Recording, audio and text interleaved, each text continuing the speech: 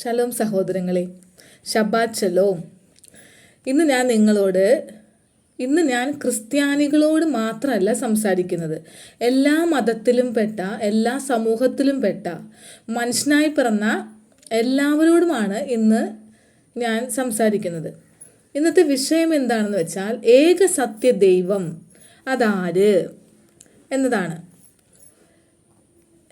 ശാസ്ത്രം പറയുന്നതാണല്ലോ ഇന്നത്തെ എല്ലാ വിദ്യാസമ്പന്നരും വിശ്വസിക്കുന്നത്. അതായത് ശാസ്ത്രം ദൈവമില്ല എന്ന് ഇത്ര നാളും പറഞ്ഞുകൊണ്ടിരുന്നു അല്ലേ. മനുഷ്യനുണ്ടായത് കുരങ്ങനിൽ നിന്നുമാണ്, അതുപോലെ പ്രപഞ്ചമുണ്ടായത് ഒരു മഹാവിസ്ഫോടനത്തിൽ നിന്നുമാണ്, അങ്ങനെയൊക്കെയായിരുന്നു ശാസ്ത്രം ഇത്ര നാളും പറഞ്ഞുകൊണ്ടിരുന്നത്. പക്ഷെ ശാസ്ത്രത്തിന് ഒരു പ്രത്യേകതയുണ്ട്. അതായത് പലരും കണ്ടുപിടിച്ച ചില കാര്യങ്ങൾ അത് പലരിൽ നിന്നായതുകൊണ്ട് തന്നെ അതിനൊരു സ്ഥിരതയില്ല. കൂടുതൽ സാമർഥ്യമുള്ള ഒരുത്തൻ പഴയ കണ്ടുപിടുത്തം തെറ്റാണ്, അല്ലെങ്കിൽ അതൊന്നും കൂടി ഇമ്പ്രൂവ് ചെയ്ത് തെളിയിച്ച് കാണിച്ചു കൊടുത്താൽ ജനം പുതിയതിൽ വിശ്വസിക്കും അല്ലേ. എന്നാൽ ഇപ്പോൾ ഈ അവസാന നിമിഷത്തിൽ, ഈ അന്ത്യകാലഘട്ടത്തിൽ ശാസ്ത്രം ഒരു സത്യം തിരിച്ചറിഞ്ഞു. അതെന്താ? മനുഷ്യഘടനയിൽ DNA ദൈവം എന്ന് പറയുന്ന ഒരു ശക്തിയുമായി എന്തോ ഒരു റിലേഷൻ ഉണ്ടെന്ന്. അത് മാത്രമല്ല, അത് കട്ട് ചെയ്യിക്കാനും അവനെ ഒരു യന്ത്രമാക്കി മാറ്റാനും ശാസ്ത്രത്തിന് സാധിക്കും എന്ന്. നിങ്ങൾക്ക് ക്ലിയർ ആയിരിക്കും അല്ലേ. ഇത്ര നാളും ശാസ്ത്രം ദൈവമില്ല എന്നാണ് പറഞ്ഞുകൊണ്ടിരുന്നത്. എന്നാൽ ഇപ്പോൾ ദൈവം ഉണ്ടെന്നൊന്നും പറയുന്നില്ല. പക്ഷെ ഏതോ ഒരു ശക്തി, ആ ശക്തിയുടെ അത് മനുഷ്യൻ്റെ DNA റിലേഷൻ ഉണ്ടെന്നും, അതുപോലെ തന്നെ ആ DNA കട്ട് ചെയ്ത് കഴിഞ്ഞാൽ മനുഷ്യൻ തനി മൃഗമായിട്ട് മാറും എന്നുമുള്ള ഒരു സത്യമാണ് ശാസ്ത്രത്തിൽ നിന്ന് നമുക്കിന്ന് പുറത്തു വന്നിരിക്കുന്നത് അല്ലേ. അപ്പോൾ ഈ ഒരൊറ്റ തെളിവ് തന്നെ മതി നമുക്ക് ശാസ്ത്രത്തിന് പിൻപിൽ പ്രവർത്തിക്കുന്നത് സാത്താനാണ് എന്ന് മനസ്സിലാക്കാൻ. അപ്പോൾ നിങ്ങൾ എന്നോട് ചോദിക്കും, സഹോദരി, ശാസ്ത്രമില്ലാതെ നമ്മൾ എങ്ങനെ ജീവിക്കും? സഹോദരി പോലും ശാസ്ത്രത്തിൻ്റെ കീഴിലല്ലേ. അപ്പോൾ ഇങ്ങനെ ചോദിക്കുമ്പോൾ, ശാസ്ത്രം കണ്ടുപിടിക്കുന്ന എല്ലാ കണ്ടുപിടുത്തങ്ങളും തെറ്റാണ് എന്നല്ല ഞാൻ പറയുന്നേ. നിങ്ങൾ ഒന്ന് സെർച്ച് ചെയ്ത് നോക്കിയേ. ഈ ലോകത്തിലെ ഭൂരിഭാഗം കണ്ടുപിടുത്തങ്ങൾ, 90% കണ്ടുപിടുത്തങ്ങളും കണ്ടുപിടിച്ചിരിക്കുന്നതും അതിൻ്റെ അല്ലെങ്കിൽ മൂല കാരണം യഹൂദരായിരിക്കും. പക്ഷേ അവരൊക്കെ ആ കണ്ടുപിടുത്തങ്ങൾ ചെയ്തതിൻ്റെ ബേസ്, അടിത്തറ ഇട്ടിരിക്കുന്നത് ദൈവവിശ്വാസത്തിലാണ്. ദൈവം നമ്മെ ഇമ്പ്രൂവ് ചെയ്യിക്കാൻ ഒരുപാട് ടെക്നിക്സുകളൊക്കെ തന്നിട്ടുണ്ട്. അതൊക്കെ ദൈവമക്കളിലൂടെയാണ് നമുക്ക് തന്നിട്ടുള്ളത്. പക്ഷേ ഞാനിവിടെ പറയുന്നത് അത് തെറ്റായ രീതിയിൽ ഉപയോഗിക്കുന്നതിനെ പറ്റിയാണ് ഞാനിപ്പോൾ നിങ്ങളോട് സംസാരിച്ചത്. ശാസ്ത്രത്തിൻ്റെ വഴിയെ പോകട്ടെ, അതുപോലെ തന്നെ അതിൽ മാത്രം വിശ്വസിക്കുന്ന ശാസ്ത്രജ്ഞന്മാരും പാസ്റ്റർമാരൊക്കെ അവരുടെ വഴിക്ക് പോകട്ടെ. എന്താ പറയുക, ശാസ്ത്രജ്ഞന്മാർ പൊട്ടന്മാരെന്ന് തന്നെ ഒരു പക്ഷെ വിളിക്കാം. അത് അവരെ പൊട്ടന്മാരെന്ന് അഭിസംബോധന ചെയ്തത് കൊണ്ട് നിങ്ങൾ അത്ഭുതപ്പെടണ്ട. കാരണം ലോകത്തിൻ്റെ മക്കൾക്ക് വക്രബുദ്ധിയാണ്, സാത്താൻ്റെ പോലെ തന്നെ അത് കൂടുതലാണ്. പക്ഷെ പരിജ്ഞാനം തീരെ ഇല്ല. കാരണം ഞാനിങ്ങനെ പൊട്ടന്മാരെന്ന് പറയാൻ തന്നെ കാരണം, ശാസ്ത്രം എന്താ പറഞ്ഞിരുന്നത്? കുരങ്ങനിൽ നിന്ന് പരിണാമ സിദ്ധാന്തം അല്ലേ, അതുവഴിയാണ് മനുഷ്യനായത്. എങ്കിൽ ശാസ്ത്രം ഇത്ര പുരോഗമിച്ചിട്ടും ഇപ്പോൾ ഒരു കുരങ്ങനിൽ നിന്ന് പോലും മനുഷ്യനെ രൂപപ്പെടുത്തിയെടുക്കാനായിട്ട് ശാസ്ത്രത്തിന് പറ്റാത്തേ? അതുപോലെ തന്നെ അന്ന് മഹാവിസ്ഫോടനത്തിൽ നിന്നുമാണ് ഇത്ര ഭംഗിയുള്ള പ്രപഞ്ചം ഉണ്ടായതെന്ന് പറയുന്ന ശാസ്ത്രം അല്ലേ. ഇത്ര മാത്രം ശാസ്ത്രം പുരോഗമിച്ചിട്ടും ഒരു വിസ്ഫോടനം ഉണ്ടാക്കി ഒരു ചെറിയ ഒരു രാജ്യമെങ്കിലും ഒന്ന് സൃഷ്ടിച്ചൂടെ? പറ്റുന്നുണ്ടോ? ഇല്ലല്ലോ. അപ്പോൾ അതിന് മാത്രമല്ല, പകരം ദൈവമുണ്ടാക്കിയ ഈ സൃഷ്ടപ്രപഞ്ചം, ഭംഗിയുള്ള സൃഷ്ടപ്രപഞ്ചം നശിപ്പിക്കാനായിട്ട് വിസ്ഫോടനം ഉണ്ടാക്കി അവർക്ക് സാധിക്കും. അപ്പോൾ ഇതുകൊണ്ടൊക്കെ തന്നെയാണ് ഞാൻ പൊട്ടന്മാരെന്ന് ശാസ്ത്രജ്ഞന്മാരെയൊക്കെ വിളിക്കാൻ കാരണം. ഞാൻ ഇന്ന് പറഞ്ഞു വരുന്നത് അതല്ല, എൻ്റെ വിഷയവും അതല്ല. ഏക സത്യദൈവം, അതിനാണ് എൻ്റെ വിഷയം. അപ്പോൾ എത്ര വലിയ ശാസ്ത്രജ്ഞനാണെങ്കിലും അവൻ ഒരു മനുഷ്യനാണെങ്കിൽ അവൻ്റെ മനസ്സിൽ ഒരു ദൈവം എന്ന സങ്കല്പമുണ്ട്. അത് ഒരു പക്ഷേ അവൻ തിരിച്ചറിയുന്നത് മരണസമയത്താണ്. ഞാൻ നിങ്ങളോട് മുൻപ് പറഞ്ഞിട്ടുണ്ട്, മരണസമയത്ത് ഉള്ള ആ മനുഷ്യൻ്റെ കണ്ണുകളിലെ ഭയം അല്ലെങ്കിൽ ഒരു നിസ്സഹായാവത ഒരവസ്ഥ, അത് ഞാൻ ഒരുപാട് കണ്ടിട്ടുണ്ട്. ആ സമയത്ത് ബന്ധങ്ങളില്ല, പണമുണ്ടാക്കണമെന്ന ചിന്തയില്ല. എന്തിന്? അവൻ്റെ ശരീരത്തെ പോലും അവൻ ഓർക്കുന്നില്ല. അവൻ ഒരു ഭയം അല്ലെങ്കിൽ ഒരു ക്യൂരിയോസിറ്റിയാണ് നമുക്ക് ആ കണ്ണിൽ കാണാൻ സാധിക്കുക. ഇനി എന്ത് എന്ന ഒരു ക്വസ്റ്റ്യൻ. അപ്പോൾ സ്വന്തം എന്താ പറയുക, ശരീരം അനങ്ങാൻ പറ്റാത്ത അവസ്ഥയിലും ആത്മാവ് ഉണർന്നിരിക്കും. ഞാനിനി എങ്ങോട്ട് പോകും? എൻ്റെ ആത്മാവ്. അപ്പോൾ ദൈവവും ഞാനും, ആ ഒരു ചിന്തയാണ് നമുക്ക് മരണസമയത്ത് ഉണ്ടാവുക. അല്ലാതെ എൻ്റെ ഭാര്യ, എൻ്റെ മക്കള് അവരെങ്ങനെ ജീവിക്കും, അതൊക്കെ സിനിമയിലേ ഉള്ളൂ. റിയാലിറ്റിയിൽ വരുമ്പോൾ, ദ ടോപ്പ് ഓഫ് ദി ഡെത്തിൽ വരുമ്പോൾ നമ്മളൊരു ക്യൂരിയോസിറ്റിയെ ആ കണ്ണുകളിൽ, അതായത് ബോധം മറന്നതിന് മുൻപ് നമുക്ക് കാണാൻ സാധിക്കുന്നത് ഒന്നുകിൽ ഭയമായിരിക്കാം, അല്ലെങ്കിൽ ഒരു പ്രത്യാശ കാണുന്നവരുണ്ട്. പക്ഷെ ഭൂരിഭാഗം പേർക്കും നമ്മൾ ഭയമാണ് കണ്ടിട്ടുള്ളത്. പ്രത്യാശയാണെങ്കിൽ അവർ ചിന്തിക്കുകയാണ്, അല്ലെങ്കിൽ താൻ ദൈവത്തിൻ്റെ അടുക്കിലേക്ക് പോകാൻ പോവാണ് എന്നൊക്കെ ആയിരിക്കാം നമുക്ക് അതിൽ നിന്ന് മനസ്സിലാക്കാൻ സാധിക്കാം. എന്താ പറയുക, അതൊക്കെ അനുഭവിക്കുമ്പോഴാണ് നമ്മൾ അറിയുക, അല്ലേ? പക്ഷേ എന്താണ് ഇതിൻ്റെയൊക്കെ അർത്ഥം? അതായത് മനുഷ്യൻ്റെ ആത്മാവ് ദൈവവുമായിട്ട് കണക്റ്റഡ് ആണ്. ശാസ്ത്രം എന്തൊക്കെ പറഞ്ഞാലും മനുഷ്യൻ്റെ DNA ദൈവവുമായിട്ട് കണക്റ്റഡ് ആണ്. അതായത് ഒരു സാധനം ഉണ്ടാക്കുന്ന എൻജിനീയർക്ക് ആ സാധനത്തിൻ്റെ ഫുൾ ടെക്നിക്ക് അറിയാൻ സാധിക്കുള്ളൂ, അല്ലേ? എന്താ പറയുക, ആ ഒരു അവൻ്റേതായ ഒരു സീല് ആ ഒരു മെഷീനിൽ അല്ലെങ്കിൽ ആ ഒരു സാധനത്തിൽ ഒളിപ്പിച്ച് വെക്കുവാനും ആ എൻജിനീയർക്ക് മാത്രമേ സാധിക്കുള്ളൂ. അപ്പോൾ ആ സീൽ എന്താണ്, ആ രഹസ്യം എന്താണ്, ആ രഹസ്യം തേടി പോകുന്നവർക്ക് താൻ ദൈവമക്കളുടെ ഗണത്തിൽ പെട്ടിട്ടുള്ളതാണോ എന്ന് മനസ്സിലാവുകയുള്ളൂ. ഒരുവന് ഒരുപാട് സാഹചര്യങ്ങൾ, അല്ലേ?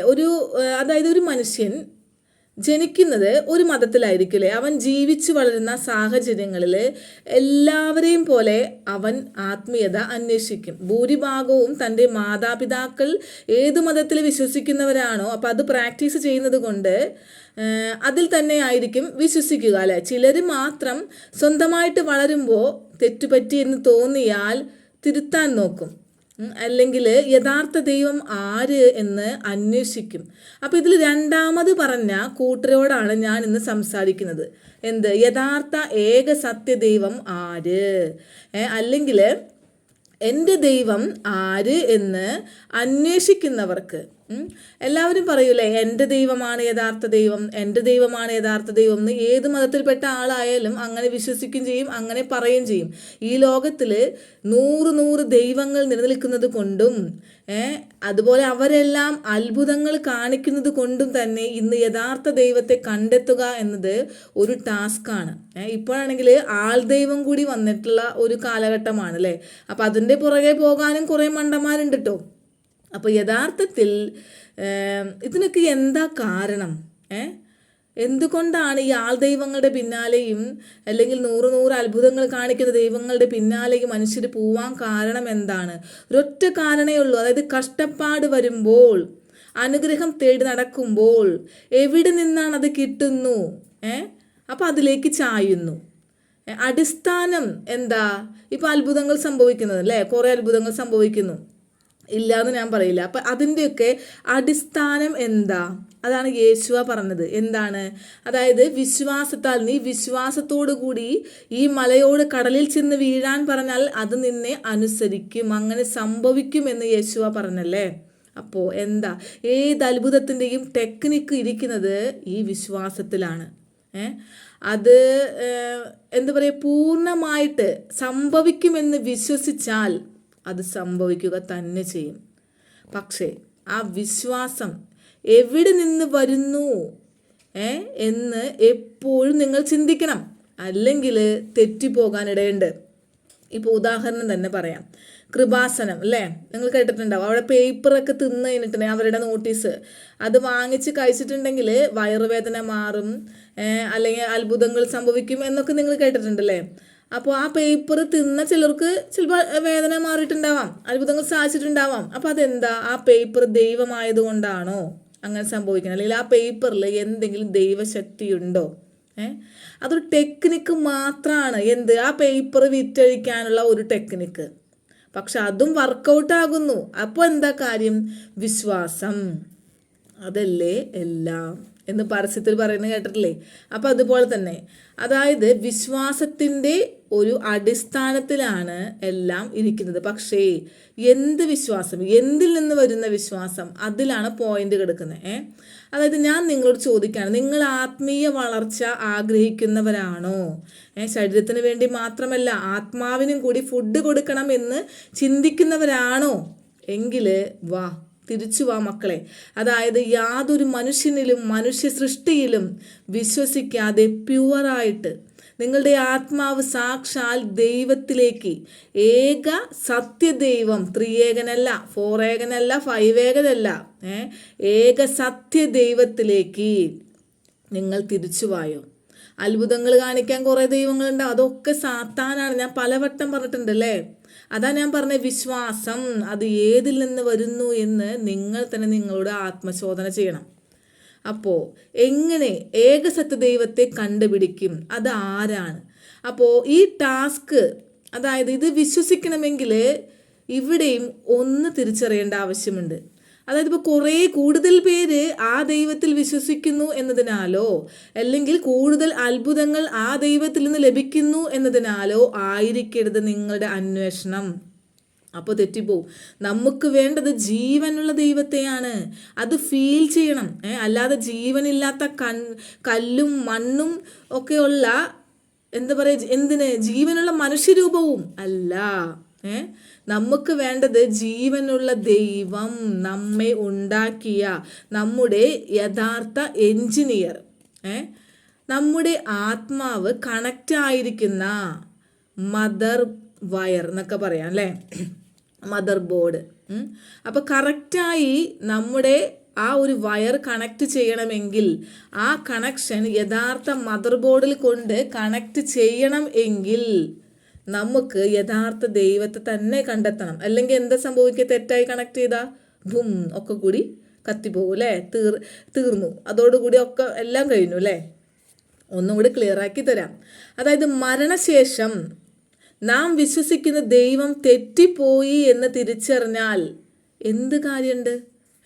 ഇപ്പോൾ നമ്മൾ ഒരു തെറ്റിപ്പോയി, ഒരു എക്സാം, സോഷ്യൽ എക്സാം, ഒരു കുട്ടി തെറ്റി പഠിച്ചു വന്നു സയൻസ്. ആ കുട്ടി എന്നിട്ട് സോഷ്യൽ എക്സാം എഴുതി, സയൻസ് ആണെന്ന് വിചാരിച്ച് ആ കുട്ടി എഴുതി, അത്രേ ബോധമുള്ളൂ. ഇനി പിന്നെ എഴുതി കഴിഞ്ഞപ്പോൾ അവന് മനസ്സിലായി അവന് തെറ്റിപ്പോയി. അപ്പോൾ റിസൾട്ടിന് കാത്തു കിടക്കുമ്പോൾ അവനറിയാലേ തെറ്റായ വിഷയമാണ് താൻ പരീക്ഷ എഴുതിയത്, താൻ തോൽക്കും. ആ റിസൾട്ട് അവന് നേരത്തെ അറിയാം. അത് പിന്നെ തിരുത്താൻ പറ്റില്ല. ആ റിസൾട്ടിനായിട്ട് കാത്തിരിക്കുമ്പോൾ അവനത് തിരുത്താൻ പറ്റില്ല. അതുപോലെ തന്നെയാണ് മരണശേഷം താൻ വിശ്വസിച്ചിരുന്ന ദൈവം തെറ്റിപ്പോയി എന്നറിഞ്ഞാൽ അത് തിരുത്താൻ ഒരു മനുഷ്യന് പറ്റില്ല, ഒന്നും ചെയ്യാൻ പറ്റില്ല. എന്തെങ്കിലും ചെയ്യാൻ പറ്റുന്നുണ്ടെങ്കിൽ അത് ജീവിച്ചിരിക്കുമ്പോൾ മാത്രമേ ഉള്ളൂ. തെറ്റുതിരുത്തൽ എന്നത് ജീവിച്ചിരിക്കുമ്പോൾ മാത്രമേ നമുക്ക് സാധിക്കുള്ളൂ സഹോദരങ്ങൾ. ഞാൻ മുൻപ് പറഞ്ഞിട്ടുണ്ട്, മരിച്ചവർക്ക് വേണ്ടി പ്രാർത്ഥിക്കുന്നതിൽ അർത്ഥമില്ല, ജീവിച്ചിരിക്കുന്നവർക്ക് വേണ്ടി പ്രാർത്ഥിക്കണം. മരണശേഷം നമ്മുടെ ആത്മാവ് നിസ്സഹായനാണ്, എന്ത് ചെയ്യാൻ സാധിക്കൂലേ? ഞാൻ എപ്പോഴും പറയാറില്ലേ, ഒരു ചത്ത സിംഹത്തിനേക്കാൾ ജീവിച്ചിരിക്കുന്ന ഉറുമ്പിനാണ് വാല്യൂ ഉള്ളത് അല്ലേ എന്ന് പറഞ്ഞ പോലെ. അപ്പോൾ നമ്മുടെ അപ്പൻ, നമ്മെ ഉണ്ടാക്കിയ ജീവനുള്ള ദൈവം, ആ ദൈവം, ഇനി ആ ദൈവം പ്രവർത്തിച്ച ലിപികൾ അതും ഉണ്ടായത്, അതായത് എങ്ങനെയായിരിക്കും നമ്മൾ അറിയുക യഥാർത്ഥ ദൈവം ആരാണെന്ന്? നമുക്ക് ഈ യഥാർത്ഥ ദൈവം പ്രവർത്തിച്ച കാര്യങ്ങൾ എഴുതി വെച്ച വേദപുസ്തകം, ആ വേദപുസ്തകം എങ്ങനെ ആയിരിക്കണം? ഉണ്ടായത് അതിൽ കാണണം, ഇതുവരെ ഉണ്ടായത് അല്ലേ? അത് മാത്രമല്ല ഇനി ഉണ്ടാകാൻ പോകുന്നതും ആ വേദപുസ്തകത്തിൽ കാണണം. അപ്പം അതിൽ പറഞ്ഞ കാര്യങ്ങൾ സംഭവിച്ചതായിരിക്കണം, സംഭവിച്ചു കൊണ്ടിരിക്കുകയായിരിക്കണം, സംഭവിക്കാനിരിക്കുന്നതും കൂടെ ആയിരിക്കണം. അങ്ങനെയുള്ള ഒരു വേദപുസ്തകമാണ് യഥാർത്ഥ ദൈവത്തിൻ്റെ പുസ്തകം എന്ന് നമുക്ക് മനസ്സിലാക്കാം. അതേത് പുസ്തകമാണ്? കണ്ണടച്ച് നമുക്ക് പറയാം, അത് ബൈബിൾ, വിശുദ്ധ ഗ്രന്ഥം, തിരുവചനം. അപ്പോൾ എല്ലാ ക്രിസ്ത്യാനികളും വിചാരിക്കും രക്ഷപ്പെട്ടു, ഭാഗ്യം, അതുകൊണ്ട് ഞങ്ങളൊക്കെ ഇപ്പോൾ സ്വർഗത്തിൽ പോകുന്ന ഒരു ക്രിസ്ത്യാനികളും വിചാരിക്കേണ്ട, ആദ്യം നരകത്തിൽ പോണത് നിങ്ങളായിരിക്കും. കാരണം എന്താ? മറ്റുള്ള മതസ്ഥർക്ക് അറിയില്ല. എന്ത് അറിയില്ല? അവർക്ക് അറിവ് അവർക്കില്ല. പക്ഷേ അവരോട് ക്ഷമിച്ചാലും ക്രിസ്ത്യാനികളെ നിങ്ങളോട് ദൈവം ക്ഷമിക്കില്ല. ഒരു താലന്തും കയ്യിലില്ലാത്തത് കൊണ്ട് അവൾ തെറ്റ് ചെയ്തു. പക്ഷെ നിന്റെ കാര്യം അതാണോ? എല്ലാം അറിഞ്ഞതിന് ശേഷം ജീവന്റെ പുസ്തകം കയ്യിൽ വെച്ചിട്ട് അത് തെറ്റായി പഠിപ്പിച്ച്, അല്ലേ? അപ്പം ആർക്കാ ശിക്ഷ കൂടുതൽ കിട്ടുക? നിനക്ക്, ക്രിസ്ത്യാനികൾക്ക്. ഇപ്പോൾ യഥാർത്ഥ ദൈവത്തിൻ്റെ പുസ്തകം ബൈബിളാണെന്ന് നമ്മൾ കണ്ടല്ലേ. അപ്പോൾ യഥാർത്ഥ ദൈവവും അതിൻ്റെ ഉടമയായിരിക്കും, അത് നമുക്കറിയാം. അപ്പോൾ നിങ്ങൾ ചോദിക്കും, മറ്റ് വേദപുസ്തകങ്ങൾ അപ്പോൾ തെറ്റാണോ എന്നല്ലേ? ഞാൻ നേരത്തെ പറഞ്ഞു, ഒറിജിൻ അന്വേഷിച്ച് പോവുക. നിങ്ങൾ വേദപുസ്തകങ്ങളുടെ ഒറിജിൻ അന്വേഷിച്ച് പോകുമ്പോൾ നിങ്ങൾക്ക് മനസ്സിലാകും ഏതാണ് ശരി, എവിടെ നിന്നാണ് അത് ഉത്ഭവിച്ചത് എന്ന് നിങ്ങൾക്ക് മനസ്സിലാകും. പിന്നെ ഒരു കൺസെപ്റ്റ് കുറേ പേർക്കുണ്ട്, എല്ലാ ദൈവങ്ങളും ഒന്നാണ് എന്ന കൺസെപ്റ്റ്. യഥാർത്ഥ പ്യുവറായിട്ടുള്ള ദൈവം ഒന്നേയുള്ളൂ, അത് കണ്ടുപിടിക്കണം. ഇനി ചില തള്ളു പുസ്തകങ്ങളുണ്ട് കേട്ടോ. അതായത് സാത്താൻ്റെ തൂറാൻ, അതായത് ദൈവമാണ് എന്ന് പറഞ്ഞ് വേഷം മാറി വന്ന് സാത്താൻ മണ്ടന്മാരാക്കിയ മക്കൾക്ക്, സാത്താൻ്റെ മക്കൾക്ക് ആയിത്തിറക്കി വെച്ച ഒരു പുസ്തകമുണ്ട്. സോറി, അതിനെ പറയേണ്ടത് അങ്ങനെയല്ല, മുത്തുച്ചിപ്പി എന്നൊക്കെ വേണമെങ്കിൽ പേരിടാം. അതിൻ്റെ ബേസ് എന്താണ്? സെക്സ്, മദ്യം, അതൊക്കെയാണ് അതിൻ്റെ ബേസ്. ആ പുസ്തകം അതിനു വേണ്ടി പൊട്ടിത്തെറിച്ച് ചാവാനും കുറേ പേരുണ്ടാകും. പുരുഷന്മാർക്ക് സ്വർഗത്തിൽ പോയിക്കിട്ടുണ്ടെങ്കിൽ ഹൂറികളെങ്കിലും കിട്ടും. എന്നാൽ അതിൽ വിശ്വസിക്കുന്ന സ്ത്രീകൾക്ക് എന്ത് കിട്ടും? നിങ്ങൾ മറ്റുള്ളവരുടെ ഹൂറികളാകുമോ? അല്ലെങ്കിൽ നിങ്ങൾക്ക് അവിടെ ഹൂറന്മാരെ കിട്ടുമോ? അല്ലെങ്കിൽ നിങ്ങളുടെ തള്ളാഹു അല്ലേ, എന്തെങ്കിലുമൊക്കെ കിട്ടുമായിരിക്കും എന്നുള്ള ചിന്തയാണോ നിങ്ങൾക്ക് സ്വന്തം രാജ്യത്തെ പോലും എന്താ പറയുക, കള്ള ദൈവത്തിന് വേണ്ടി ഒറ്റിക്കൊടുക്കാൻ തോന്നുന്നേ? നുണ നിറഞ്ഞ പുസ്തകം, നുണ നിറഞ്ഞ വേദപുസ്തകം, അതാണ് നിങ്ങൾ തിരിച്ചറിയണ്ടേ. കാല് മാറുന്നതിലോ പോലെ വാക്ക് മാറ്റി പറയണ ചില ദൈവങ്ങളൊക്കെ ഉണ്ടല്ലേ. നടത്തി കാണിക്കുന്ന ദൈവം, ജീവനുള്ള ദൈവം, അതായത് വരാൻ പോകുന്ന കാര്യങ്ങൾ പറഞ്ഞിരിക്കുന്ന പുസ്തകം, അതായിരിക്കണം ദൈവപുസ്തകം അല്ലേ. അതുകൊണ്ടാണ് നമ്മൾ ദൈവത്തിൻ്റെ പുസ്തകം ബൈബിളാണ് എന്ന് തിരിച്ചറിഞ്ഞത്. ഇപ്പോൾ പുസ്തകം നമുക്ക് മനസ്സിലായി. ഇനി ഈ പുസ്തകത്തിൽ പറഞ്ഞിരിക്കുന്ന യഥാർത്ഥ ദൈവം അതാരാണ്? ക്രിസ്ത്യാനികളുടെ ദൈവമാണോ? അതിലെവിടെയെങ്കിലും ദൈവം ഞാൻ ക്രിസ്ത്യാനികളുടെ ദൈവമാണ് എന്ന് പറഞ്ഞിട്ടുണ്ടോ? നിങ്ങൾ ചിന്തിക്ക്. ആ ബുക്ക് എഴുതിയതും ആ ബുക്കിലുള്ള കഥകളും അതുപോലെ ആരെ പറ്റിയാണ് ആ ബുക്കിൽ പറയുന്നത്? യഹൂദന്മാരെ പറ്റിയല്ലേ. അതെല്ലാം യഹൂദന്മാർക്ക് സ്വന്തമാണ്. പക്ഷേ ആ പുസ്തകം, മൂലകാരണമായ ആ പുസ്തകം കോപ്പി അടിച്ച തൂറാനും അതുപോലെ തന്നെ അതിൽ കോപ്പി അടിച്ചപ്പോൾ അവരെന്താ ചെയ്തത്? അതിൽ പറഞ്ഞിരിക്കുന്ന കാര്യങ്ങൾ മാറ്റി എന്നിട്ടാണ് പ്രസൻറ്റ് ചെയ്തത്. എന്നാൽ ആ കാര്യങ്ങൾ, ആ പുസ്തകം അങ്ങനെ തന്നെ വെച്ചിട്ട് ആ പഠിപ്പിച്ചത് വേറെ. അതാണ് ക്രിസ്ത്യാനിക്ക് പറ്റിയ തെറ്റ് അല്ലേ. അപ്പോൾ കോപ്പി അടിച്ച തൂറാനായാലും അതിൽ പറയുന്ന കാര്യങ്ങൾ മാറ്റി പഠിപ്പിച്ച ക്രിസ്ത്യാനി ആയാലും രണ്ടും കണക്ക് തന്നെയാണ്. അതിൽ പറയുന്ന കാര്യങ്ങൾ നടക്കുന്നുണ്ട് എങ്കിൽ അതിൽ ദൈവത്തിന് ജീവനുണ്ട്. അങ്ങനെയെങ്കിൽ ആ ദൈവം ആരാണ്? ഇസ്രായേലിൻ്റെ ദൈവമാണ്. അപ്പോൾ നേരത്തെ യഥാർത്ഥ ദൈവത്തെ അന്വേഷിച്ച് പോയവർ എവിടെ സ്റ്റോപ്പാവും? ഇവിടെ സ്റ്റോപ്പാവും അല്ലേ. യഥാർത്ഥ ജീവനുള്ള ദൈവം ഇസ്രായേലിൻ്റെ ദൈവം. രണ്ട് കാര്യങ്ങൾ മനസ്സിലായി അല്ലേ. യഥാർത്ഥ ജീവന്റെ പുസ്തകം ബൈബിൾ, യഥാർത്ഥ ജീവനുള്ള ദൈവം ഇസ്രായേലിൻ്റെ ദൈവം അല്ലേ. അപ്പോൾ ആരെ അനുസരിച്ചാൽ നിങ്ങൾക്ക് മദർ ബോർഡിൽ പോയി നിങ്ങളുടെ DNA അല്ലെങ്കിൽ നിങ്ങളുടെ വയർ കണക്ട് ചെയ്യാം? ഇസ്രായേലിൻ്റെ ദൈവത്തെ. അതുകൊണ്ടാണ് ഇത് അറിയണമെങ്കിൽ അന്വേഷിക്കണം അല്ലേ. ഞാൻ പറഞ്ഞത് കൊണ്ട് നിങ്ങൾ മാത്രം വിശ്വസിക്കേണ്ട, നിങ്ങളിതെല്ലാം അന്വേഷിച്ച് നോക്ക്. അന്വേഷിക്കുന്നവർക്കേ ദൈവത്തെ കണ്ടെത്താനാകൂ അല്ലേ? അപ്പോൾ ഈ ബുക്ക് യഥാർത്ഥ അർത്ഥത്തിൽ നമുക്ക് മനസ്സിലാക്കണമെങ്കിൽ നമുക്ക് ആരുടെ സഹായം കൂടി ആവശ്യമുണ്ട്? യഥാർത്ഥ ദൈവത്തിൻ്റെ ആത്മാവിൻ്റെ സഹായം കൂടി ആവശ്യമുണ്ട്. ആ ദൈവം വിചാരിച്ചാലേ അത് മനസ്സിലാകൂ.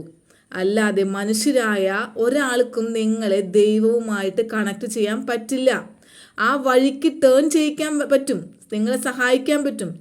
അതായത് ആരുടെങ്കിലും ടോക്ക് അതിൽ നിങ്ങൾ ശ്രദ്ധിച്ചാൽ മതി, നിങ്ങൾക്ക് മനസ്സിലാവും. ഫലത്തിൽ നിന്ന് വൃക്ഷത്തെ അറിയുക എന്നാ പറഞ്ഞിരിക്കുന്നത് വചനത്തിൽ അല്ലേ? അപ്പോൾ ഫുൾ മഹത്വവും ദൈവത്തിലേക്കാണ് ആ ടോക്ക് കൊണ്ടുപോകുന്നത് എങ്കിൽ അതാണ് ശ്രദ്ധിക്കേണ്ടത്. യഥാർത്ഥ ദൈവത്തെ ആരാധിക്കാൻ പറയാതെ മനുഷ്യൻ്റെ മാനത്തിന് വില കൽപ്പിക്കുന്ന ഒരു ടോക്കാണെങ്കിൽ അതിൽ നിങ്ങൾ വിശ്വസിക്കരുത്. അത് ഫലത്തിൽ നിന്ന് വൃക്ഷം തിരിച്ചറിയുക എന്ന് പറഞ്ഞ പോലെ അത് എവിടെ നിന്ന് വരുന്നു, അത് പറയുന്നത് കൊണ്ട് അവർക്ക് എന്ത് ലാഭം എന്നാണ് നിങ്ങൾ ചിന്തിക്കേണ്ടത്. പക്ഷേ ആ ടോക്ക് കേൾക്കുന്നത് കൊണ്ട് നിങ്ങളുടെ ചിന്തകൾ, നിങ്ങളുടെ ആത്മീയത വളരുന്നുണ്ട് എങ്കിൽ അത് നിങ്ങൾ ശ്രവിക്കണം. അത് ദൈവത്തിൽ നിന്ന് വരുന്നു. യോഹന്നാൻ 5:44 തമ്മിൽ തമ്മിൽ ബഹുമാനം വാങ്ങിക്കൊണ്ട് ഏകദൈവത്തിൻ്റെ പക്കൽ നിന്നുള്ള ബഹുമാനം അന്വേഷിക്കാത്ത നിങ്ങൾക്ക് എങ്ങനെ വിശ്വസിക്കാൻ കഴിയും എന്നാ ദൈവം ചോദിക്കുന്നത്. അപ്പം ദൈവം ഒരു വാണിംഗ് തരാ ചെയ്യുന്നേ. ദൈവനാമത്തിലല്ലാതെ സ്വന്തം നാമത്തിൽ വരുന്ന ഒരുവനെ നിങ്ങൾ സൂക്ഷിക്കുക എന്ന്. അപ്പോൾ ഇനി നെക്സ്റ്റ് നമ്മൾ എന്താണ്?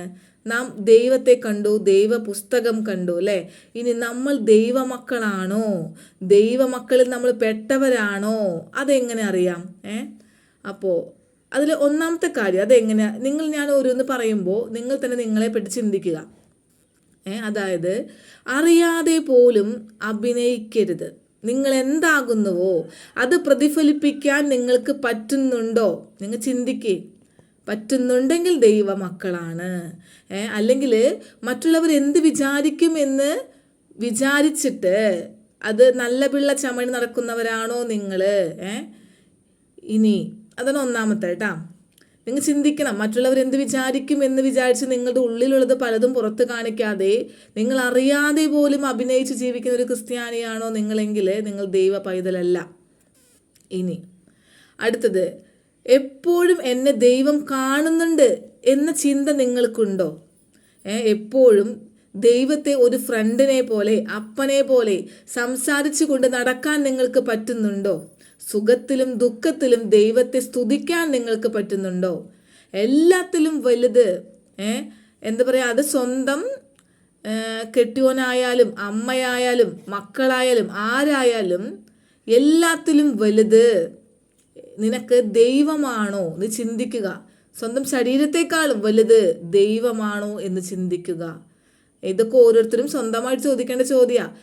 പിന്നെ ഒരു കാര്യം, അതായത് എല്ലാ കാര്യത്തിലും ദൈവത്തിൻ്റെതായ എല്ലാ കാര്യത്തിലും ഒരു എരിവ്, ഒരു പവർ കയറി വരിക എന്നൊക്കെ പറയില്ലേ, എരിവ്, അത് നിങ്ങൾക്കുണ്ടോ?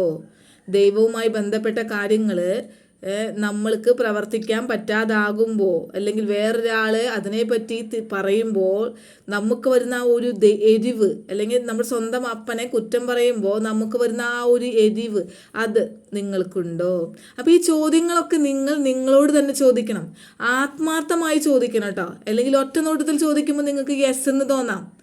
പക്ഷേ ഈ ഓരോ ക്വസ്റ്റിനും എടുത്ത് ആലോചിച്ച് നിങ്ങൾ മറുപടി പറയുക. ഇപ്പോൾ ഉദാഹരണം അവസാനത്തെ ചോദ്യം അല്ലേ, ദൈവകാര്യത്തിൽ നിങ്ങൾക്ക് എരിവുണ്ടോന്ന് അല്ലേ? അപ്പം അങ്ങനെയുള്ളവൻ എല്ലാ പ്രതിസന്ധികളും അവഗണിച്ച് 10 പ്രമാണം പാലിക്കുക തന്നെ ചെയ്യും. അതുപോലെ തന്നെ ചെളിയിൽ ചവിട്ടി തീട്ടം വാരി എറിയുന്ന ഒരു സാത്താനാണെന്ന് വിചാരിച്ച് അവനെ പേടിച്ച് നിൽക്കില്ല. എന്ത് ചെയ്യും? അവൻ ചുട്ട മറുപടി കൊടുക്കും. ആ ചെളി തന്നെ വാരിയെടുത്ത് അവൻ്റെ അണ്ണാക്കിലേക്ക് തള്ളിക്കൊടുക്കും. ഇതൊക്കെയാണ് നിങ്ങളുടെ സ്വഭാവം. നിങ്ങൾ ചിന്തിച്ച് നോക്ക്. അപ്പോൾ ഇങ്ങനെ തള്ളിക്കൊടുക്കുമ്പോൾ മേത്ത് കുറച്ച് ചെളിയൊക്കെ പറ്റിയെന്നിരിക്കാം. പക്ഷേ ദൈവകാര്യങ്ങൾ പറയുമ്പോൾ ഒരാൾ വെറുതെ ചുമ്മാവെന്ന് മേക്കെട്ട് കയറിയാൽ തെറി പറയാനാണ് അവൻ വരുന്നതെങ്കിൽ തിരിച്ച് തെറി തന്നെ പറയണം. നിന്റെ അമ്മയ്ക്ക് വിളിച്ചാൽ നീ അവൻ്റെ അമ്മയ്ക്ക് തിരിച്ച് വിളിക്കണം. അതിനുള്ള ധൈര്യം നിങ്ങൾക്കുണ്ടോ എന്ന് ഞാൻ ചോദിക്കണേ. ദൈവ പൈതലിന് ഭയം പാടില്ല. ദൈവഭയം മാത്രമേ പാടുള്ളൂ. നിന്നിലെ ഭയമാണ് സാത്താൻ്റെ ആയുധം. അങ്ങനെ തിരിച്ചു പറയുമ്പോൾ നിന്നെക്കുറിച്ച് മറ്റുള്ളവർ എന്ത് ധരിക്കുമെന്ന് ചിന്തിച്ച് ശിഖണ്ഡിയായി പാസ്റ്ററിൻ്റെ പഠിപ്പിക്കൽ കേട്ട് നീ മിണ്ടാതിരുന്നാൽ നീ ദൈവ പൈതലല്ല എന്ന് മനസ്സിലാക്കാം. ഇപ്പോൾ തർക്കിക്കാൻ വരുന്ന കുറേ പേരുണ്ട്. അവർക്ക് മറുപടി കൊടുത്ത് നമ്മുടെ എന്താ പറയുക, ദൈവവചനം പന്നികൾക്ക് ഇട്ട് കൊടുക്കുന്ന മാതിരി ചവിട്ടി മെതിക്കാൻ വേണ്ടി അവസരം നിങ്ങൾ ഉണ്ടാക്കി കൊടുക്കരുത്. അവർക്ക് അതിൻ്റെ വാല്യൂ അറിയില്ല. ഈ മർമ്മങ്ങളെല്ലാം അവരോട് പോയി പറഞ്ഞ് ആ വാല്യൂ അറിയാത്തവർക്ക് മുൻപിൽ അതെല്ലാം വിളമ്പിയിട്ട് കാര്യവുമില്ല. അവരതിനെ ചവിട്ടി മെതിക്കുകയുള്ളൂ. അപ്പോൾ അതുകൊണ്ട് അങ്ങനെയുള്ളവരുടെ അടുത്ത് എക്സ്പ്ലെയിൻ ചെയ്ത് പറയാൻ പോകണ്ട. ഒറ്റ ആട്ടല്ല, അതോടുകൂടി പരിപാടി തീർക്കണം. അല്ലാണ്ട് നീ ഇങ്ങനെയാണ് അതിങ്ങനെയാണെന്ന് പറഞ്ഞാൽ അവരുടെ അടുത്തൊരു എക്സ്പ്ലനേഷൻ കൊടുക്കേണ്ട ആവശ്യം തന്നെ ഇല്ല. നമുക്ക് പറയാനുള്ളത് നമ്മൾ പറയാം. തള്ളിക്കളയണോ ഏത് സ്വീകരിക്കണോ എന്നുള്ളത് അവരുടെ വിഷയമാണ്. മനസ്സിലായി. പക്ഷെ സംശയം ചോദിച്ചു വിടുന്ന നല്ല ആളുകളാണെങ്കിൽ ആ സംശയം തീർത്തു കൊടുക്കേണ്ട ബാധ്യത നമുക്കുണ്ട്. അല്ലാതെ തർക്കിക്കാനും തല്ലുപിടിക്കാനും വരുന്നവരായിട്ട് നമ്മൾ ഒരു ഇടപാടിനും പോണ്ട. അപ്പോൾ കാരണം എന്താ, അവരെ ഇതിലേക്ക് കൊണ്ടുവരാൻ നമുക്ക് സാധിക്കുമോ? ഇല്ല. അവർക്ക് സാധിക്കുമോ? ഇല്ല. രണ്ട് കൂട്ടർക്കും സാധിക്കില്ല. ഈ ഒരു ദൈവമക്കൾ എന്ന സ്ഥാനം കിട്ടണമെങ്കിൽ ദൈവം വിചാരിക്കണം. ദൈവം വിചാരിച്ചാൽ മാത്രമേ നമ്മൾ പറയുന്ന ഈ കാര്യങ്ങളൊക്കെ അവർക്ക് മനസ്സിലാക്കാൻ സാധിക്കുള്ളൂ. ഇപ്പം നമ്മൾ വിചാരിക്കില്ല എന്തോരം നമുക്ക് ഞാൻ അങ്ങനെ ഓരോ അത്ഭുതങ്ങളും ഓരോ കാര്യങ്ങളും ഇപ്പോൾ ഭജനത്തിൽ നടന്നെങ്കിലും കിട്ടിക്കഴിഞ്ഞാൽ പെട്ടെന്ന് അത് എക്സ്പോസ് ചെയ്യാൻ ശ്രമിക്കും, മറ്റുള്ളവരോട് പറയാൻ ശ്രമിക്കും. എനിക്കതൊക്കെ ഭയങ്കര ഒരു വലിയ കാര്യമായിട്ടാണ് ഞാൻ സംസാരിക്കുന്നത്. പക്ഷേ അവർക്കതൊന്നുമില്ല. അത് കളിയാക്കി പുച്ഛമാക്കി വിടാം, അല്ലെങ്കിൽ അതിൻ്റെ വേറെ മറുവചനം കൊണ്ട് അതിനൊരു വാല്യൂ ഇല്ലാണ്ടായിട്ട് പോകും. അപ്പം അങ്ങനെയുള്ളവർക്ക് മുൻപിൽ നമ്മൾ നമ്മുടെ ഈ വചനത്തെ ഇട്ട് കൊടുക്കേണ്ട ഒരാവശ്യവും ഇല്ല. അവരെ കൊണ്ടുവരാൻ ഇപ്പം എത്രയോ നമ്മൾ വിചാരിക്കുന്നു, നമ്മൾക്കൊക്കെ മനസ്സിലാകുന്നുണ്ട്. ഇത്രമാത്രം പറഞ്ഞിട്ടും അറ്റ്ലീസ്റ്റ് ഈ 10 കൽപ്പന പോലും മനസ്സിലാക്കുന്നില്ലല്ലോ ഈ ക്രിസ്ത്യാനികൾ. എത്രമാത്രം അവർക്ക് യെസ് എന്ന് പറഞ്ഞ് മൂളിയിട്ടും പിന്നെയും അവർ ഈ വിഗ്രഹത്തിൻ്റെ പിന്നാലെ പോവുകയാണല്ലോ എന്ന് ഒരുപാട് ഞാൻ ദുഃഖിക്കുന്ന ആളാണ്. പക്ഷേ പിന്നീട് എനിക്ക് മനസ്സിലായി, ഇത് ദൈവം തന്നെ തുറക്കണം ഈ ഉൾക്കണ്ണ്. ദൈവം തന്നെ വിചാരിക്കണം, ദൈവം തന്നെ സെലക്ട് ചെയ്യണം ദൈവ മക്കളെ. അതുകൊണ്ട് ദൈവം പറഞ്ഞേ, നിങ്ങൾ എന്നെയല്ല ഞാൻ നിങ്ങളെയാണ് തിരഞ്ഞെടുക്കുന്നതെന്ന്. ആ തിരഞ്ഞെടുപ്പ് ദൈവത്തിൽ നിന്ന് വരുന്നത്. അതുകൊണ്ട് നമുക്ക് തന്നെ ഒരാളെ നേർവഴിക്ക് നയിച്ച് ഇതിലേക്ക് കൊണ്ടുവരാൻ സാധിക്കില്ല സഹോദരങ്ങളെ. അതുകൊണ്ട് ആരും തർക്കിക്കാനും പോകണ്ട. ഞാൻ നിർത്താണ്. അപ്പോൾ ഇത്ര നേരം എന്നെ കേട്ട എല്ലാവർക്കും തോദാ റബ്ബ. ഞാൻ ഇന്ന് നിങ്ങളോട് പറയുന്ന ഹീബ്രു വേർഡ് അദോനാ യഹാദ്, അതായത് ദ ലോർഡ് ഈസ് വൺ എന്നാണ്. എന്താണ് നമ്മൾ പറയൂലേ, ഷമാ ഇസ്രായേൽ അദോനാ എലോഹേനു അദോനാ യഹാദ് നമ്മൾ പറയൂലേ. അത് ഇസ്രായേലേ കേൾക്ക, നിന്റെ ദൈവം ഏകൻ തന്നെ. അപ്പം അതിൽ പറയുന്ന അദോനാ യഹാദ്, ADONAI, അദോനാ യഹാദ്, ECHAD. The Lord is one. നമുക്കൊരു ദൈവമേ ഉള്ളൂ, ഏക സത്യ ദൈവം. അത് ഇസ്രായേലിൻ്റെ ദൈവമാണ്. നമ്മളെങ്ങനെയാണ് ദൈവമക്കളാണ് എന്ന് നമ്മൾ തന്നെ നമ്മുടെ മനസാക്ഷിയോട് തന്നെ ഈ ക്വസ്റ്റ്യനൊക്കെ ചോദിച്ചാൽ നമുക്ക് മനസ്സിലാക്കാൻ പറ്റും. നമ്മൾ അത് പ്രകാരമാണ് ജീവിക്കുന്നതെങ്കിൽ നമ്മൾ ദൈവമക്കളാണെന്ന് നമുക്ക് മനസ്സിലാക്കാൻ സാധിക്കും. ദൈവമായിട്ട് കണക്റ്റഡ് ആവാൻ പറ്റും. എപ്പോഴും നമ്മളോട് കൂടെ സംസാരിച്ചുകൊണ്ട് നമ്മുടെ ആ ദൈവാത്മാവ് കൂടെ ഉണ്ടാവും. അപ്പോൾ എല്ലാവർക്കും അതിന് സാധിക്കട്ടെ എന്ന് ആശംസിച്ചുകൊണ്ട് നിർത്തുന്നു. ഇതുവരെ എന്നെ കേട്ട എല്ലാവർക്കും തോദാ റബ്ബ, തോദാ അബ.